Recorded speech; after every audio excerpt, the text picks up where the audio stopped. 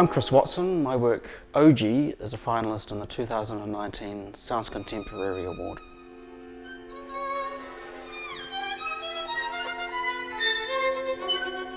In 2008 I was living in Dunedin. I was the Mozart Fellow there, and I had plenty of time and space and finances to write a piece of music that wouldn't necessarily have an immediate performance outcome, something big potentially. And so I thought a good thing to do would be to write a piece for the then edition of the Queen Elizabeth competition, the composition competition that's attached to that performance competition, which for that year was going to be for violinists. So they were requesting a violin concerto to be performed by all of the finalists, I think it was, of that competition. So the piece was essentially a test piece for a range of really amazing violinists who nonetheless would have a limited amount of time to learn the work. The blank page is a scary thing when you're starting out. What on earth are you going to do? You could do anything or you could do nothing. So for me it's just a matter of wading in and starting to play with ideas. I generally don't have any preconceptions of what I might want to do. What I want to do becomes apparent some way into the piece, having built some material and started to think of ways to move that around and combine it. So it's the organic process, for want of a less used term. An ogee is a shape. It's a shape used in architecture. In the you'll see it in a lot of houses in the skirting in Scotia. It's sort of a down and an up with a few flicks in it. I didn't have that shape or word in my mind when I started writing the piece, but I noticed that the contour of one of the main melodic ideas did sort of resemble that shape. So the word and the title is imposed after the fact. The work has an almost classical feel to its shape in terms of having two main ideas, which you might think of as first and second subject. They're contrasting.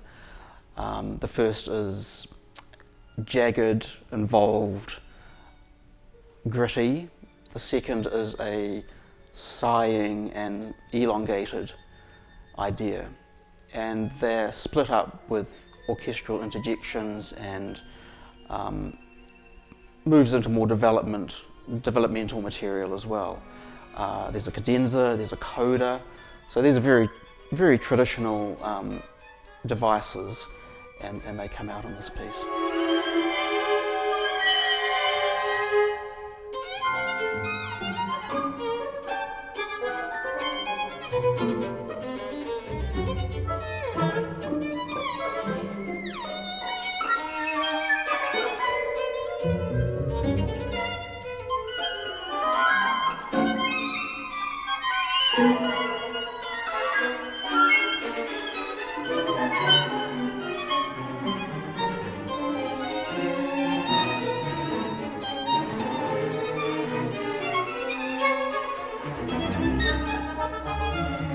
My approach to writing for strings has developed over the years.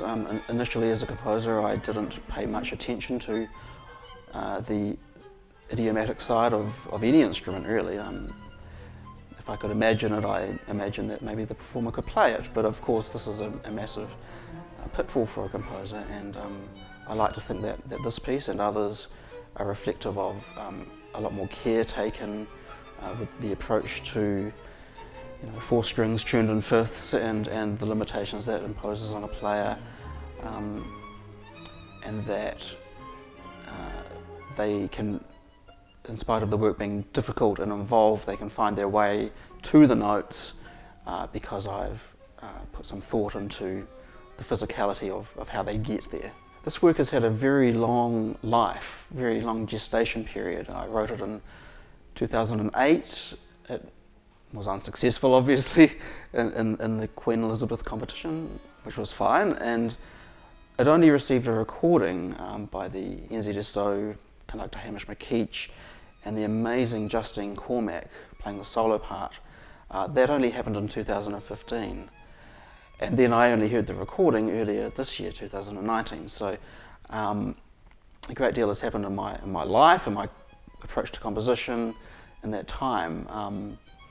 But I have to say, going back to 2015, hearing the piece at last was really a lovely experience. Justine completely nailed the solo part. It was just a wonderful experience to walk into the Michael Fowler Centre and hear snippets of it coming through, and to hear it all go together so well under Hamish's watchful eye, an amazing ear. It was a wholly positive experience. It's a very great honour to be a finalist in these awards, and a great surprise.